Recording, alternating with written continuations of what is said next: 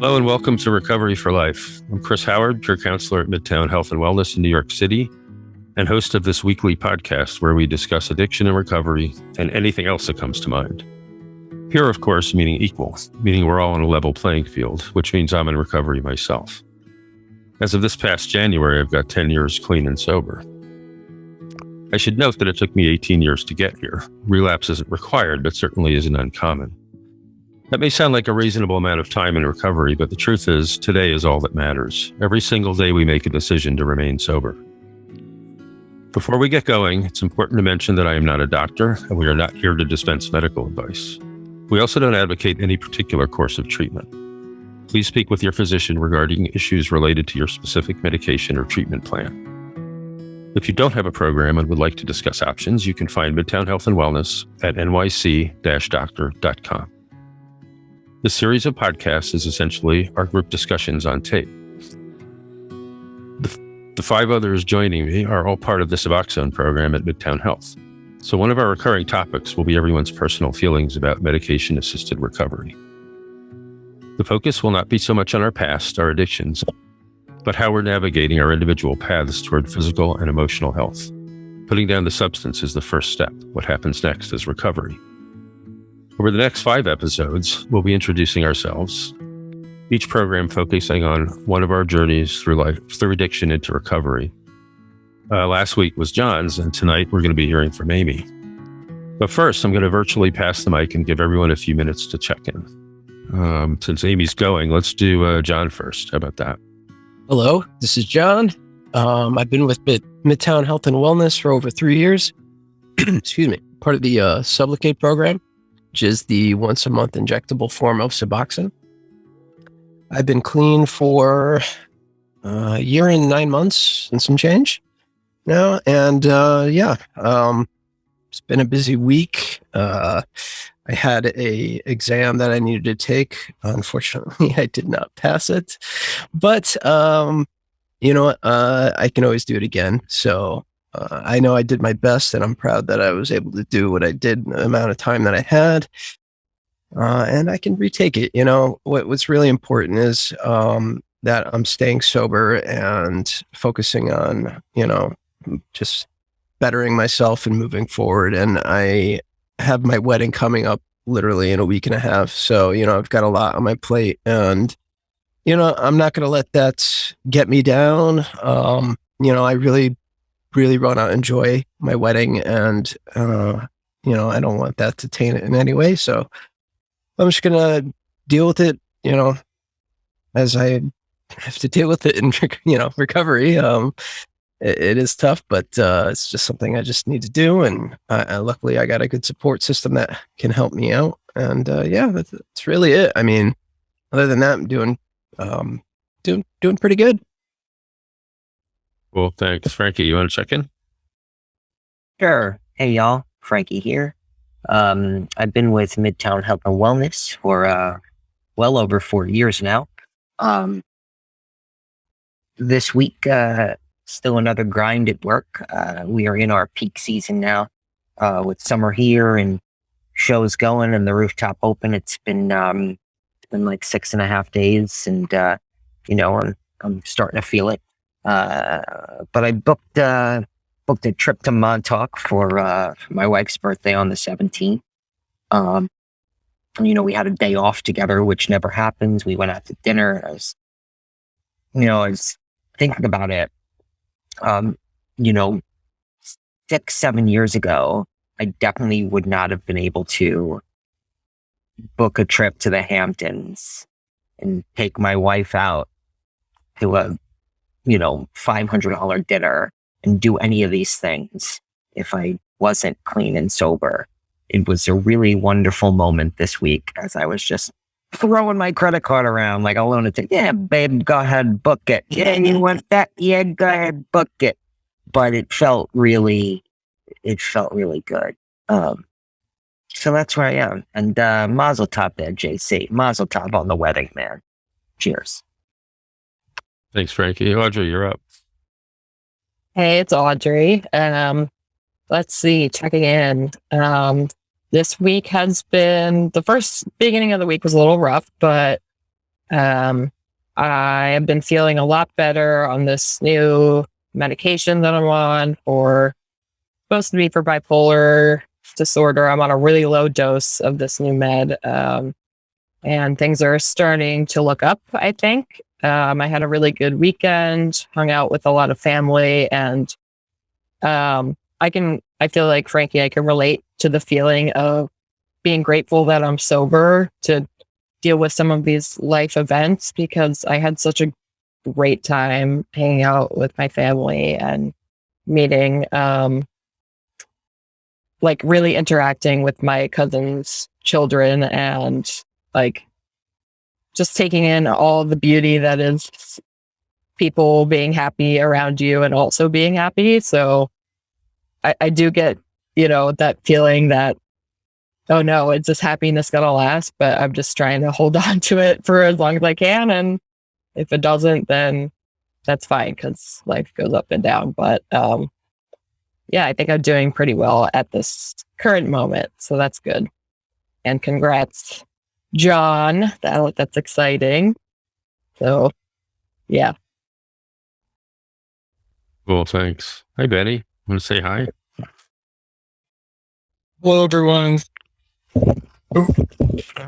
I relapsed this past week on like opiates, and used as recently as last night. So I don't know how much I'll contribute today. It's kind of a tradition not to share if you have less than 24 hours. I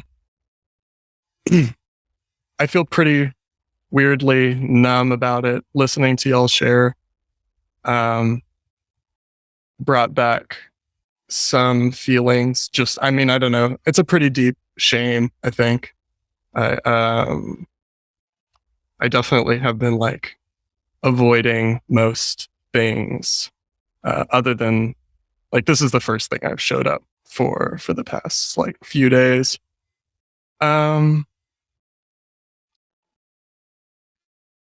But yeah, I don't know. I guess yeah. I think that's it for me. Thanks, Benny. Thanks for your honesty, and thanks for being here.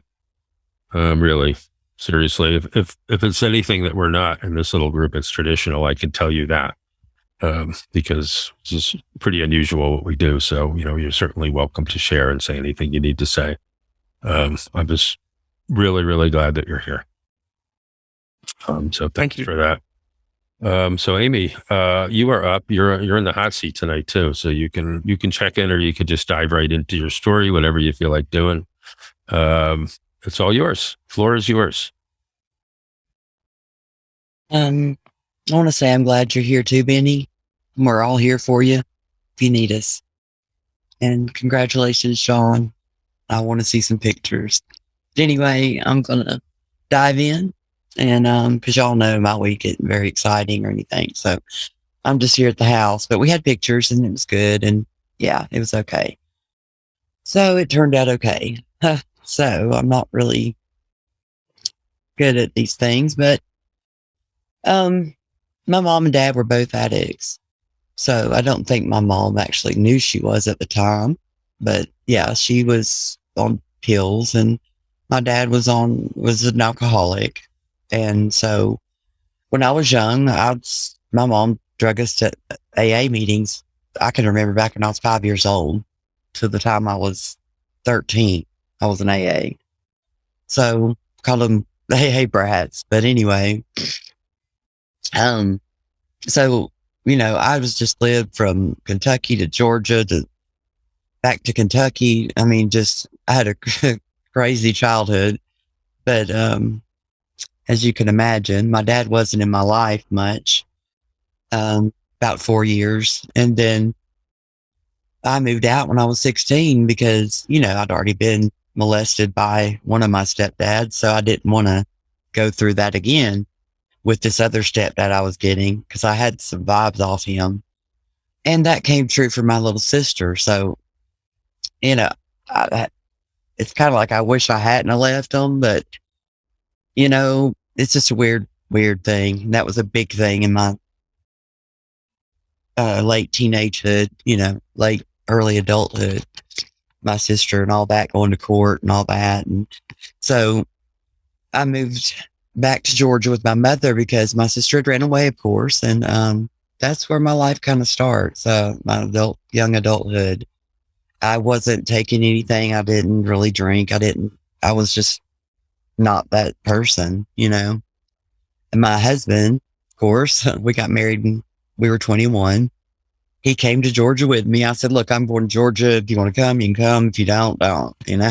We were dating, but I need to get there and be with my family at this time. So he came. So he was an alcoholic. He didn't know it. We didn't know it at the time. We were young, dumb, So,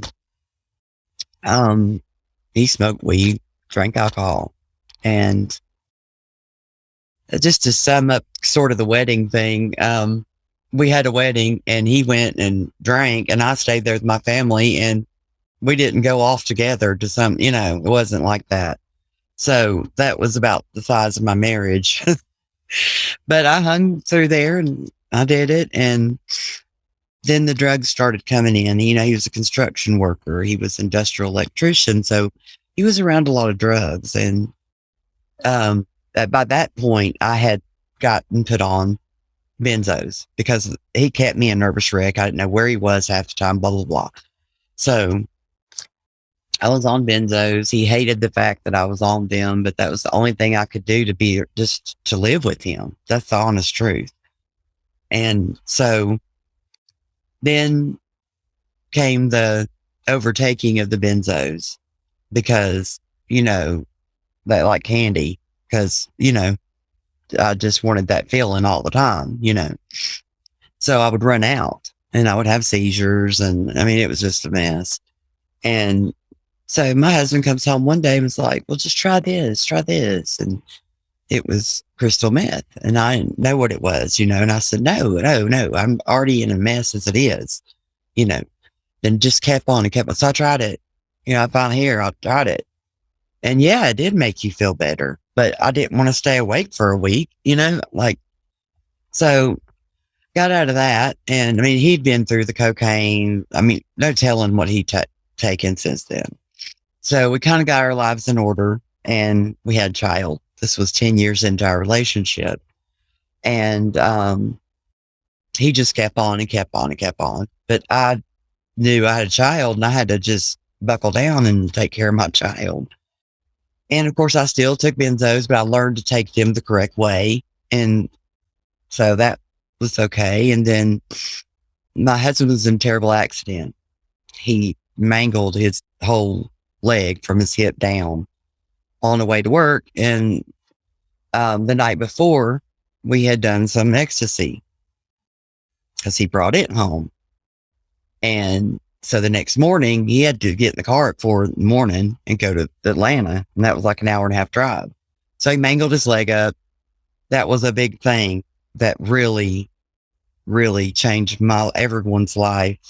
I had to take care of him like you would anybody that had been mangled up. It took 2 years for him to get to walking again and all this and that. So my life revolved around that. And so I started having back issues and the doctors put me on pain medication. And I took it like I was supposed to and everything. And up until, then we went to Florida. My dad got him a side job. He worked. Once he could walk, he dragged that leg around and worked. I give him that. But he was on oxys and medications and also anything else he could get his hands on. So we went to Florida. My uncle, after 6 months, it was shot out because he doesn't know how to pay people and also have a life of his own. So he just stopped paying the crew. And so we couldn't pay our bills. And so we slept in our car in Orlando with my 3-year-old daughter. And that was difficult. So I was trying to get us back to Georgia. I knew if we went back to Kentucky, where he was from, that it was all over with. I knew it. I just already knew it. So we get back to Kentucky because that's the only person that could help us was his sister. And so we get back to Kentucky and it goes all to hell. I'm just going to tell you, just everything just goes all to hell. He's so messed up on all this stuff and just at the end there sleeping around. And that was so not like him, just so not. And just, so I found out and he was just like, I just wanted something different. And I was just like, whatever. And the next day we go to Walmart and basically someone thought he was still in a hat because he stuck a UK hat on his head. But we had like $200 or $300 worth of stuff in the buggy, so we were just shopping and just having a good time. And some little associate called the cops and I had asked him, please take your shit out of your pants, leave it at home, please. He didn't. So he consumed them. And I don't know what all he had. I mean, he had from benzos to pain pills to oxys to you name it in his pocket. So the next day I go to the courthouse and I sit through the court and I stayed up all night. I'm freaking out. So I'm just sitting there just about to go to sleep. And I'm the last one in there. And he's like, what are you doing here, ma'am? And I said, I'm here to pick up my husband or see about what's going on. And they said, you're going to have to go see the jailer. And I went up there and they told me he died that morning. And I was like, he died? Like he's not here anymore? Like, this is just, I get out to my car, it wouldn't start. I was just like, and then so I called my mom. She's there with my daughter. And my daughter, my daughter said, my dad's dead, isn't he? She was 10 years old. She just turned 10. And she knew it before and that just goes to show you what hell we were in. A 10-year-old could figure it out. And so then I went home and took a bunch of oxys. And he had like, I don't know, probably just all kind of medications there. And I just started taking them because I didn't want to feel all that. I just didn't want to feel it. I know that's so stupid. Like, why would I do that? But like, I can't even tell you. It's just, that guy was in my life for 21 years. Like, it was just crazy. And so that was my beginning, really, of really getting opiates, being addicted and leaning on them big time. And so it was in the paper that he was some big dope dealer, and it was on the front page, like John had said, like he was some big dope dealer. And it was like, dude, he was a dope taker, but he was not dealing, but he had it in little baggies. So they thought, he was going to sell them. But so then I had to catch all that, and it was on the internet even back then. So then I tried to move on, and I met a guy, and he was 11 years younger than me, and it worked at the time. I had my mother to take care of, my daughter to take care of. He knew all this. And so I get pregnant. I'm 40. I'm thinking, what? What here? I have a 13-year-old. I was finished with, I thought I was finished with all that, having children. And I wasn't. And she was a very healthy child. We brought her home. Beautiful little girl. And she was 21 days old. And my fiance accidentally rolled over on her. I had put her in the bed with us because she was fussy, and that's what I always did with Casey, my oldest. And I just didn't think about it. And I was just so tired. It had been like 2.5 days. And so I rolled over to her, not breathing. And it seemed like it took like forever, for the person to get there that was supposed to pick her up. And it just seemed, I know it was hours of me holding that child. And, I just told her to stick her tongue out already and everything. She's sticking her tongue out at me. And it was just so surreal. Like, and this was like the same day that my husband died, but 3 years later, on the same day, she died.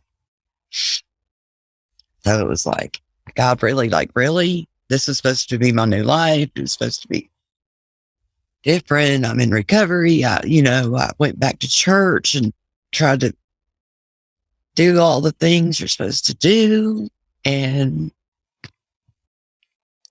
I was so mad at him. So mad at God. Oh, I cursed him and everything. And I've never done that in my life, ever. So, anyway, of course, I slip up after that. And I got high. High as a motherfucker. I ain't gonna lie, I did. But so many people blame me because they said, oh, she's probably just messed up and let her die. And I didn't. I was not messed up. But I mean, whatever. They can believe what they want. So then my fiance left me 3 months later because I think he just lost his mind because we finally got the death certificate and it finally said that she was smothered. And from what side she was smothered, and everything. And we figured it out and he lost it. I've not seen him to this day. I've not seen him. So it was like another death, it's just like another death. And I went wild after that. That was the year I turned 40 and had her. And I would party. I went wild. I was on dating sites. I went on I just did. I had a wild time. Guess I didn't sow my wild oats in my younger years because I married so young, but yeah. So, in that time, you do things that you wouldn't normally do, it's just like my world just came crashing in on me after all that. And, kind of losing track of the story now, but, let's get back on it. Finally got back to recovery. I met a guy online here, in Bristol. And so that was like 9 years ago. 9 years I've been clean, just taking Suboxone. And I would have like night terrors. Like we had this little kitty cat and I thought I rolled over on it in my sleep and it was a black bra. And it just like that just freaks me out. And he's like, it's because of your medication. No, dude, it's because of the life I've lived. Just like yesterday, I wake up, I don't hear my dog. I'm like, "Hey, kid, where are you?" And she'd stayed up late like the rest of us. And she was still asleep, but I didn't have my glasses on. And it freaked me out. The automatic thinking she was out in the pool. She'd got out somehow, got out in the pool. That was what I just automatically think the worst. And it's not because of like my mind medication. That's what I'm talking about. That's what keeps me sane. I mean, that's what keeps me being able to do the things I do is what people don't understand. And, I tell you, one of the hardest things was my mom died right after my rainbow baby Lakin was born. And she was like my best friend, my everything. That was rough. But me and Casey made it through that. And one thing I can say, my daughter's been a trooper, my oldest. She's really been by my side through all this. And I just, recovery, it's a choice. And waking up every day and being happy is a choice that we have to make. And just like I have this new life, but it's weird because it's so different from my other life. Like this man doesn't do nothing, doesn't, he might smoke weed every once in a while, just something like that. He can't understand how someone gets addicted to anything. And anyway, that's my story. Basically, it wasn't as long as I thought it'd be. It's just that's basically my story and why I'm here today, because I wouldn't be here without my kids. Because I thought so many times I just want to go walk out the highway and die. We lived right by a highway, right after Sophie, and I kept thinking I can't leave Casey. No matter what good I am to her, I got to be some good to her. Just to be here and take care of her. And but anyway, I guess I found this. I'm not going to say happy ending because nothing's ever perfect and great, but this is the most stable I've ever been in my life. This is the longest I've ever lived somewhere in my life. And this is in my 40s, guys. So, it's crazy, but life, you can get a second chance when you're older. That's all I wanted to say, really. Thanks, Amy. You get a second chance when we're sober too. That's right. No, we do have that. And that's just, thank you. Thank you for that. It's just incredible what you've been through. And you're still here to talk about it and tell us the story. It's incredible. And I really, really thank you. Anybody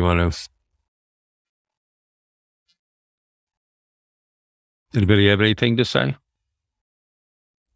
Yeah, I do. This is John. Thank you, Amy, for sharing your story. It had me really emotional. I will say that, and so happy you're here. I really am so proud of you. And my gosh, there are some points in your story that I can really relate to, and you're right. Sobriety is a choice. I was thinking about when I failed the exam. I was like, you know what, this would be a perfect time for me to go use. And I was like, no, I got my wedding coming up. No way. I could die. And then what? And losing your loved ones like that, I'm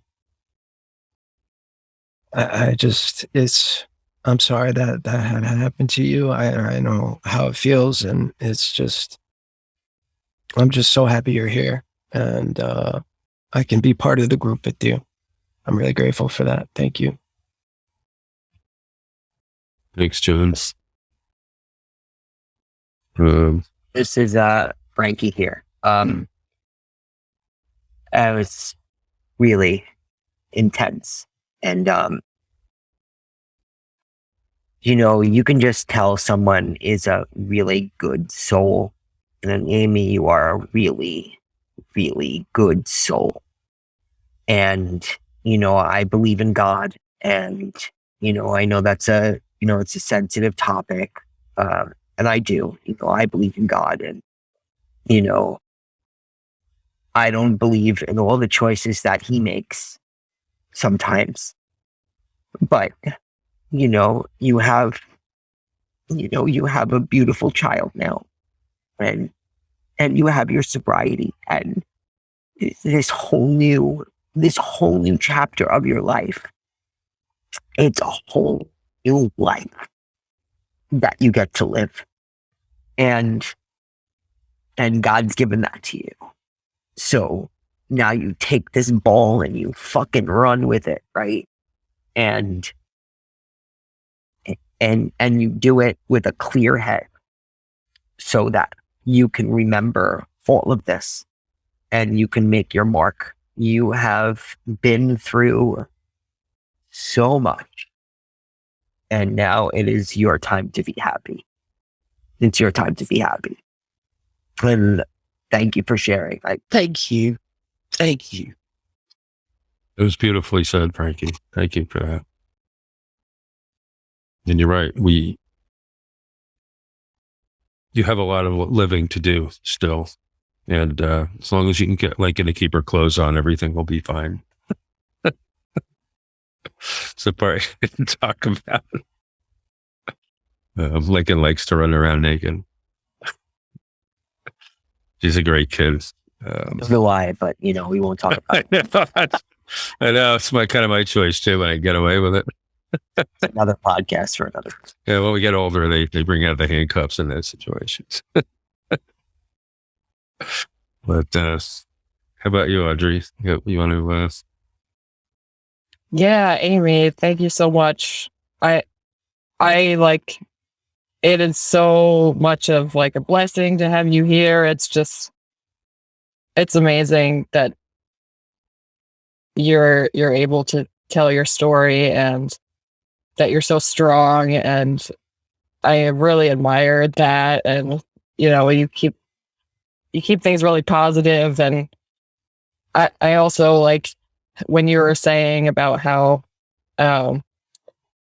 you're wondering why God does these things. And I feel like even though we haven't been through the same things, I've been at that place where I'm like, why God, why me, why me, why me? But I mean, you're an example that you don't have to be stuck in that place when you're asking, and does this have to happen?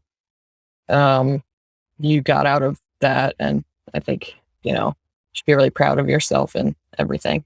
So yeah, thank you so much for sharing, and I really appreciate you being here.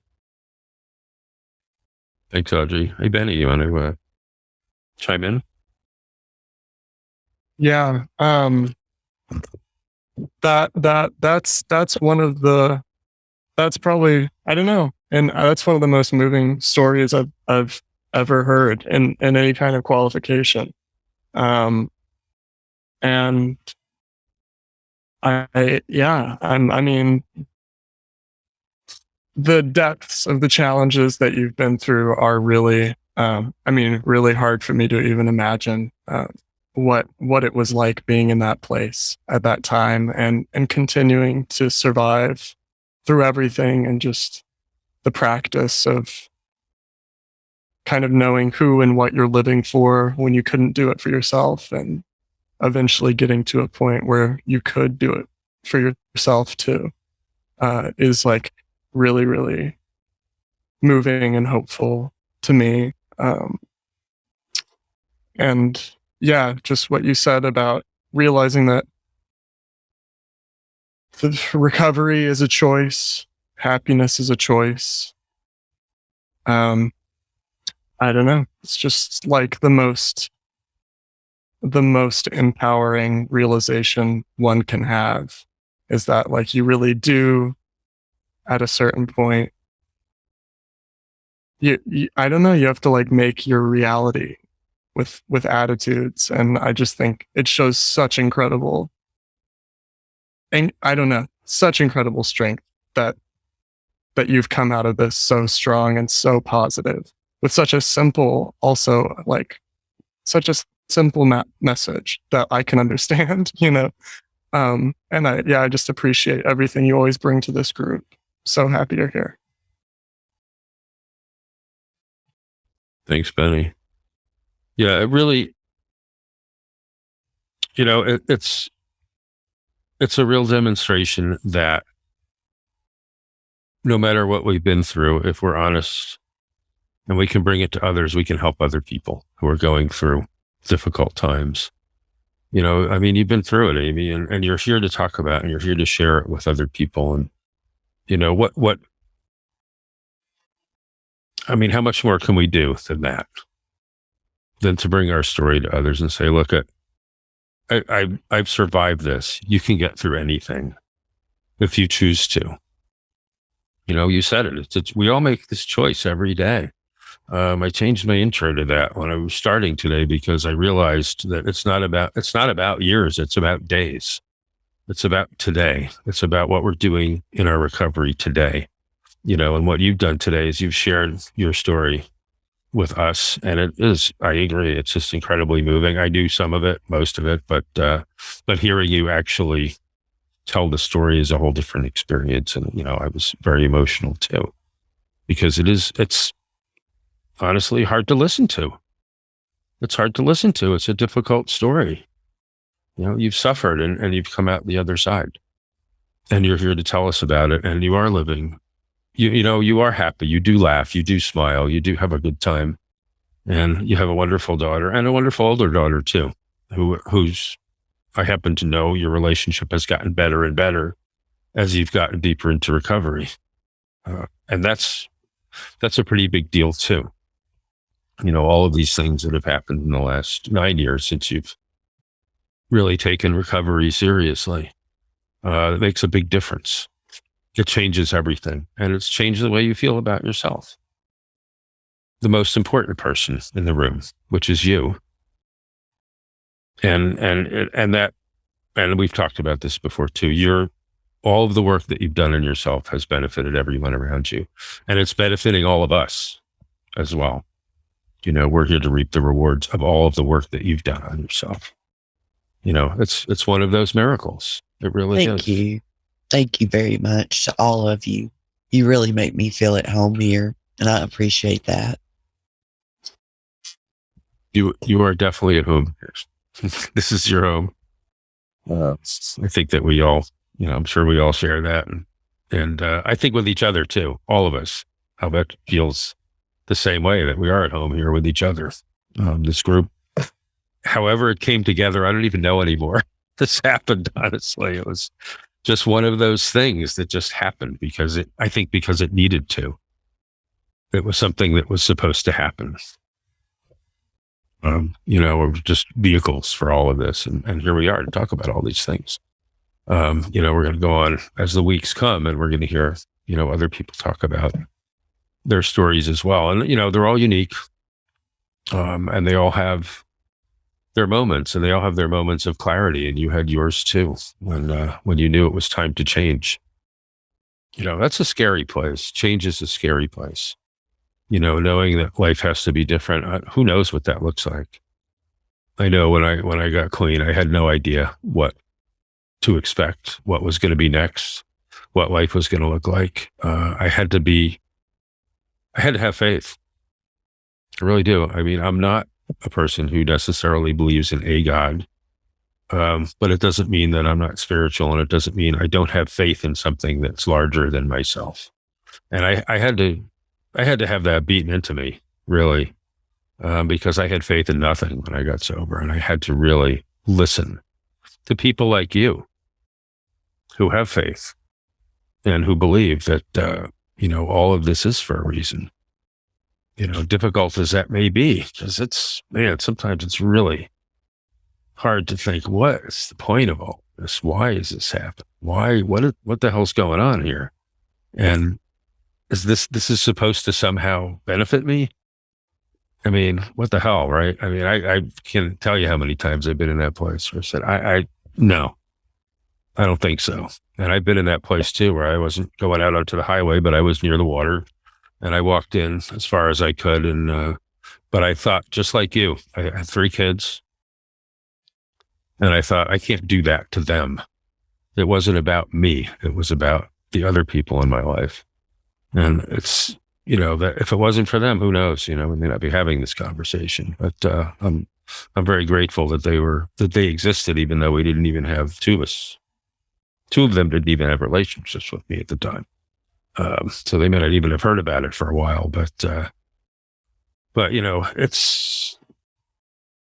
I think that's what Frankie said about the good soul. You have a good soul, and you don't want to harm anyone, certainly not your children or your family. And that would have been harmful, right? That moment walking onto the highway would have harmed a lot of people, and you couldn't do that. And I really appreciate that. And I appreciate your honesty in talking about that. I mean, this is the place where the hard stuff happens, right? This is where the difficult things come out. This is where we talk about things we don't talk about. And we're doing it really on a public forum, aren't we? Which is, talk about not traditional. These are usually the things that are done behind closed doors in meetings, and they're not supposed to leave the room. we're kind of letting it out now. We're letting these cats out of the bag, as they say. And we're letting the world know what really goes on behind those closed doors. It ain't so anonymous now. No, it's not. It's not. It's not. And okay, yeah, but we're a small group of people, and we're not being anonymous, right? We're being semi-anonymous, but not really, because we're out there. We're putting this out there for people to hear, and I think that you guys, and we'll all do it at one point. We're all going to share our story, and I have no doubt that anyone who hears any of the stories is going to find something they can relate to, because we're all the same in this. We've all been through something. It's not the same thing, but like Audrey said, the feeling is always the same. We can totally relate to the feelings and completely understand where you've been and those moments when you could turn left or right. All of us could. And, hopefully we make the right choice. We make that right turn instead of the left turn. And here we are. We all did, because we're here talking about it, right? We've all made that choice, and we're all here, and we're all talking about it, and we're all being less than anonymous. I have to say it again, because it's just like going through it. Amy, you are so strong. I mean, you are such a strong person. That was a lot of things were not easy. And the fact that you are here out on the other side. We talk about our stories like helping someone. And I am positive that your story will help people. I am positive, because you are able to go through these things and come out healthy on the other side, making good decisions. This is going to help someone, and you're doing good. You are doing a good thing. You're doing a good thing. So strong. Couldn't agree more. Absolutely couldn't agree more. Anybody let's want to go around another around the horn again? Yeah, why not? Oh, maybe. I'm just absolutely honored to be here with you. You, like Frankie said, you're such a strong, inspirational person, and I'm so grateful that you're part of this group, and that I got to that you're part of the family. Like, I don't know, like it just it makes me feel some type of way, and I just I wish I could put it into words. There was so much in your story that I could relate to. And I don't know. I'm just so grateful you're here. Like, that's all I want to say. I'm just so happy you're here. I really am. I'm happy all you guys are here. This is quite a group that we have. A really strong, everybody, a really strong group of people. I mean, look at, Benny just came back and told us something too. I don't mean to put you on the spot, Benny, but I think it was really important for you to be here too. Because the last thing we want to do is, run from these things, any of the things that happen to us. It's all part of the story. Everybody learns from this. I've been years of fighting this thing, and coming back and fighting and coming back and going out, coming back and going out, and, not being able to understand even what the point was sometimes, because I didn't think there was a real reason to be sober. I mean, who cared, right? Who really gave a, what, whether I was sober or not. But like Frankie said, it's not about me. It's about what I can do for someone else. It's about sharing this. It's about sharing our experience and what they call experience, strength, and hope, which is what you just did, was share your experience and your hope, and most of all, your strength, like Frankie said, which is just enormous. It really is. And it takes a lot of strength to do what you just did to tell us all about it. Not just living through it, but to be able to open up and say, here's what happened. here's what happened to me. And look, and here I am. I'm telling you about it. All of these things have happened, all of these things that I've gone through, all of the mistakes that I've personally made, which, we are more than willing to admit to.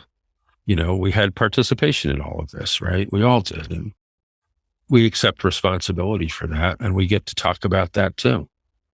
We're not victims, right? We all participated in this. And I appreciate that you didn't, you don't speak as if you're a victim. This is what happened and I got through it. And this is what I did to recover from it. And here's how I got to the other side. There's nobody's really to blame for anything. It's just the way life goes sometimes. And, yours didn't start out on a great path either, having two parents who were addicts. It's not a great kickstart for a life. But you've also overcome that. That's a lot. That's a lot to get through and a lot to come out of. And you're still here in your 40s, as you admitted. Well, yeah. I mean, you said it. I didn't. But, hey, I'm going to be 63 this year. So I'm getting up there too. Age is just a number, right? It's just a number, man. I feel better than I ever did in my life. The best shape ever. So it is just a number. It's absolutely just a number. But, I know people have come into recovery in their 70s. Discovered that late in life that, wow, this is a problem. I think I need to get sober. They come in, what the hell? They get clean. And some of them don't. Some of them go out. I met an older guy who came in late and he didn't make it. He relapsed. Multiple times. I ran into him in a hospital one day. But it's our choice every day, right? We do make that choice. And the other choice is that we ask for help. We're here together. We're not doing this alone. None of us. And that's a really important choice in recovery, is to not think that we can do this by ourselves and that we can think our way out of it. Because I talk to people every day who say, no, you know what? I don't need groups. I don't need meetings. I can sort this out on my own. And I'll tell you what, I tried that for a long time. Guess what? Didn't work. I think we all have tried that, right? Yeah. For me, I could do this on my own. I could do this. Yeah, right. I needed help so bad. And I'm so glad, I was able to get it. And here I am today to be able to, partake in this. This is astounding. This is like, I don't know, a miracle to me. I never would have thought in a million years that I'd be here, hearing other people's stories, relating, sharing. It's a blessing to me. It just touches me right here, Amy. Thank you so much for that. I really mean. Yeah. Speaking of groups, by the way, and I know, Amy, you brought it up too, that, you go to church, that's a group too. Doesn't have to be,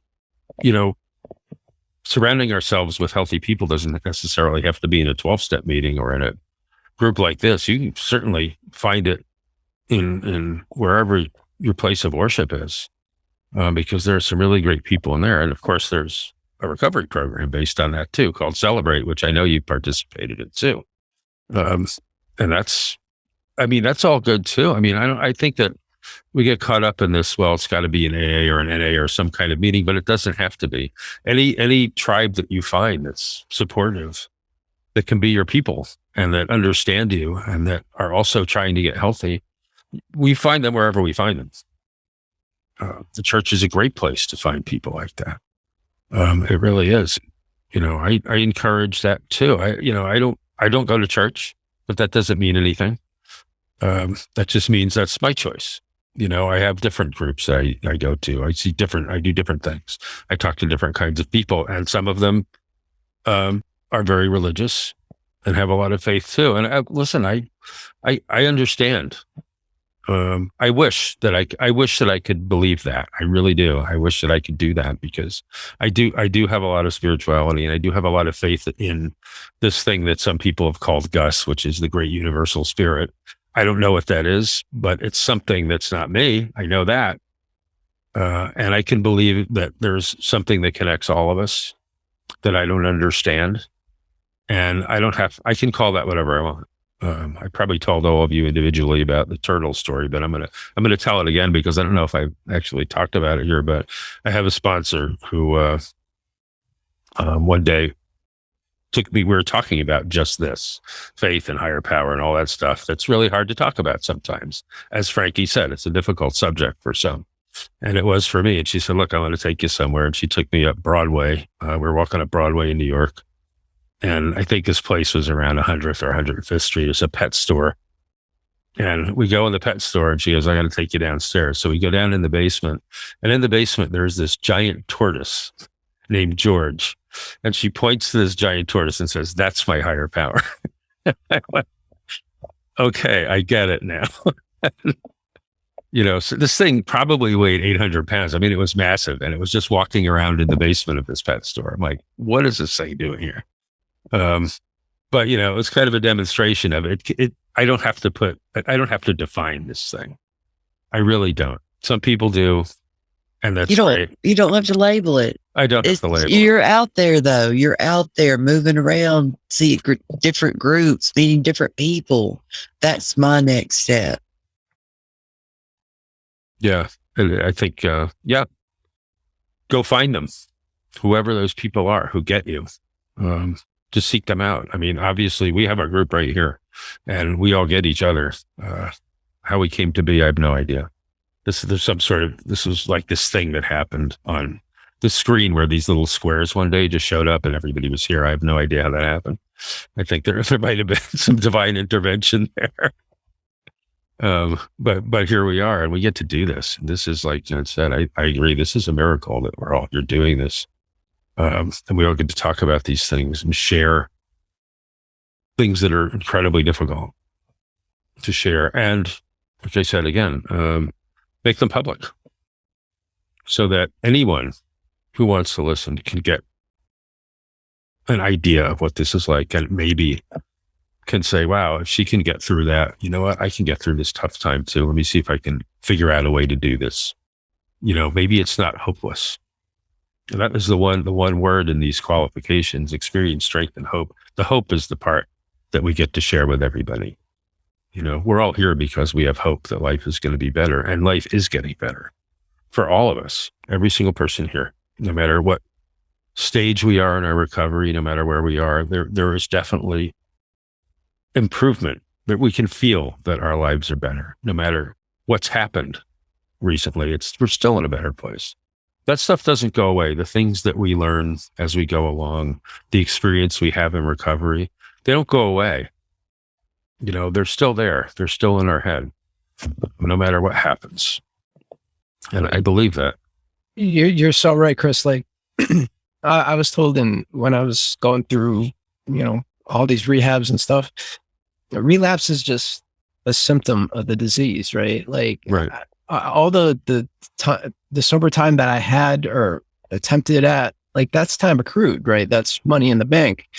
And, I could pick up where I had left off, kind of, in a sense, really, when I get back into that recovery and try to, just get better, like I think it's just, it shows your true strength, right? Like, you're trying to, you really are into, you really want to better yourself, right? And you come to these groups because you want to, right? Because I want to be here because I want to partake in be a better person. And hopefully, I don't know, somebody else benefits from it. But that's aside from the point, right? Like, mainly it's for me. And, it could be, I relapsed so many times. I know how hard it is. It's never going to be easy, right? It's just life. Life is hard, and you got to deal with it, right? And I think that we are all very special people, and we're very strong and, courageous and inspirational. And I'm so glad that we got this group together, because I think we're gonna really make a difference in the world. I really do. I think so too. And I think that, we're addicts. Our default is to use. That's kind of who we are. That's what we do. So being sober goes anti to everything that we are. And so it's hard. This is not an easy thing to do, because it's not who we are. We have to teach ourselves, reteach ourselves to be somebody different. And it's a lot of work to do that.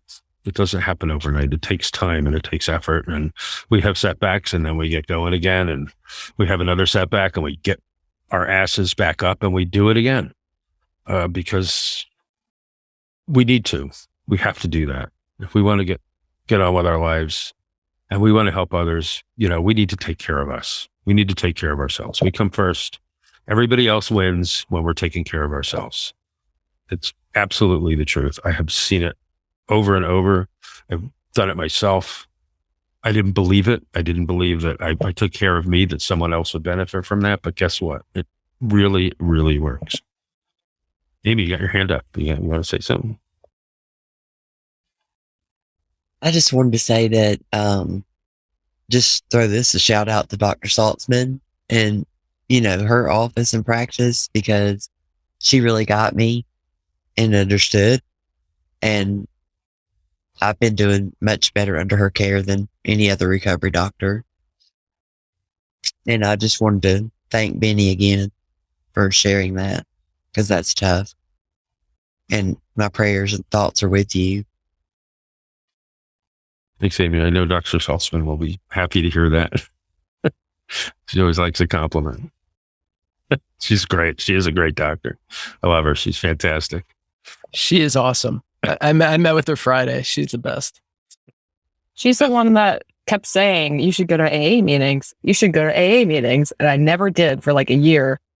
And then I started meeting with Chris and started going to a few meetings.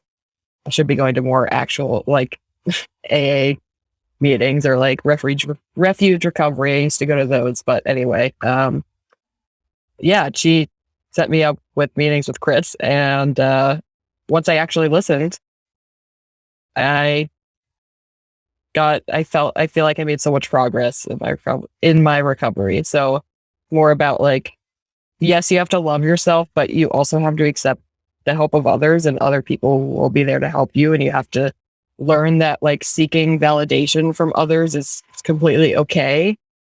So yeah, that's it. Thanks, Audrey. Those are the two components of asking for help. One is the asking. The second component is the accepting of that help, right? Which is always really hard for me. I mean, I was happy to say, wow, I can't do this alone. I need help. And then someone would offer and I go, no, I'm okay. Really, I don't really need that. I can handle this. That doesn't work. So thanks for saying that. And I think we're getting to the end. So I think it's a great time for a round of gratitude from everybody, because this has been a pretty incredible near hour that we've shared again. I mean, they always are. Really, I mean, man, I don't know what to say. So let's go around the screen, and John, you go first. I'll just go around my screen, left to right. Sure. Yeah, it's John. I am so grateful that I got to hear your story today, Amy.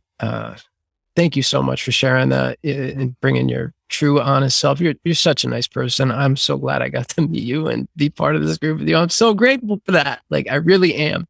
I say that sincerely. I do. And everybody else here, like, same thing. But I just wanted to say I'm grateful to be alive and sober today. I'm grateful that Benny showed up. I mean, thank you, Benny. Thank you for showing up. I'm grateful that you're here. And if you need anything, you know where I'm at. And I'm grateful for my fiance. I'm going to be married in like, my gosh, I don't even know, like a week and some change. It's crazy. So like this feeling, I'm so grateful for it. So many things I could keep going, but just grateful to be alive and sober today and part of this group. Thank you. Thanks, sir. Frankie. Wow, today was tough. I need like a cuddle or a fucking snow cone, man. I am, wow. It was a, whew, whew. Again, Amy, I am grateful for you and this whole group. This did a lot for me today. It just unbelievable. As always, I'm grateful for my incredibly loving and understanding wife for putting up with me. I'm grateful to the people at Kleenex who participated a lot today. I needed them on my end. They helped me out. And yeah, again, I'm grateful for all of you guys. Love you guys, really. Thanks. I wonder if I can end every one of these with a cuddle and a snow cone. I like that idea. Cuddles and snow cones for everyone. Amy, you're up.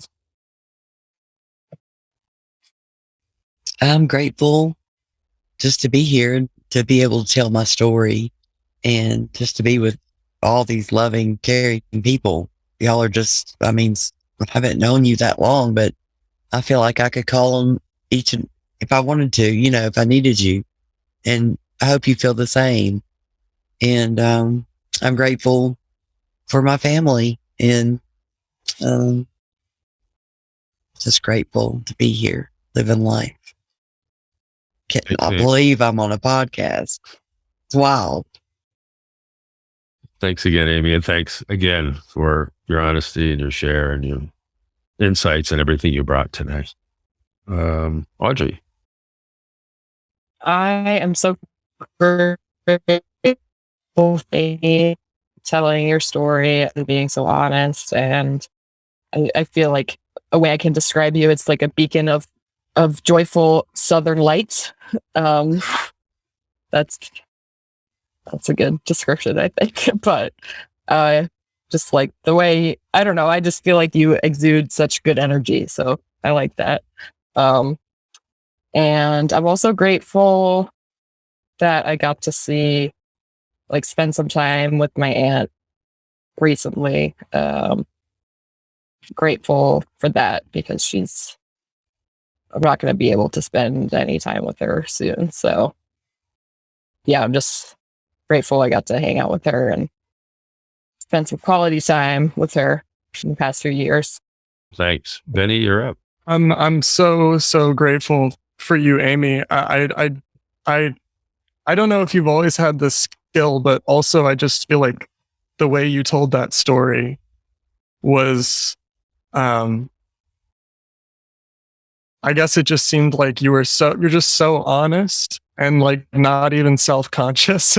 Almost like you're just so deeply honest. And that's kind of like in itself just a really moving thing to hear and see. And I also just wanted to say that like that was a really challenging, I mean, as far as like faith, I feel like that like you were challenged in a really serious way, and that you were able to maintain such a strong faith, and that somehow like, I mean, I'm sure there were plenty of other people in your life, but like, this is your story. And like, you were, I mean, a single parent with a kid, like finding your way out of that situation and finding a better life for both of you.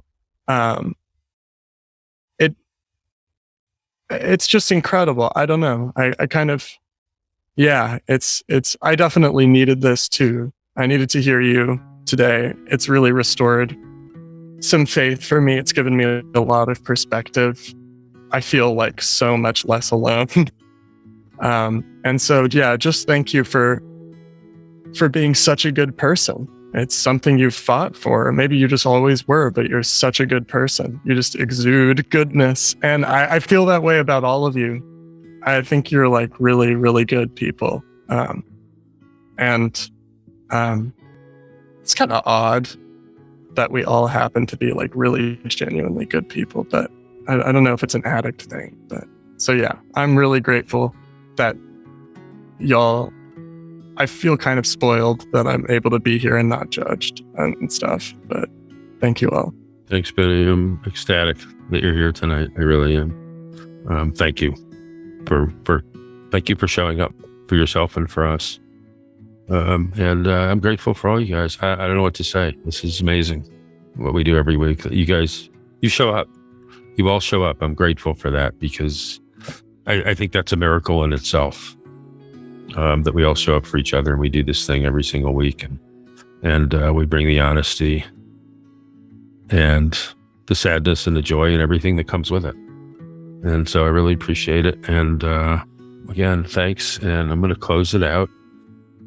Thanks again. And thanks to our listeners out there for joining us.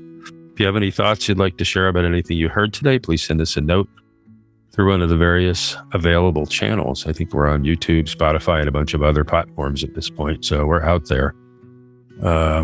And again, thanks everybody for being here. Have a great week, and we'll see you all next week. Take care of yourselves, okay?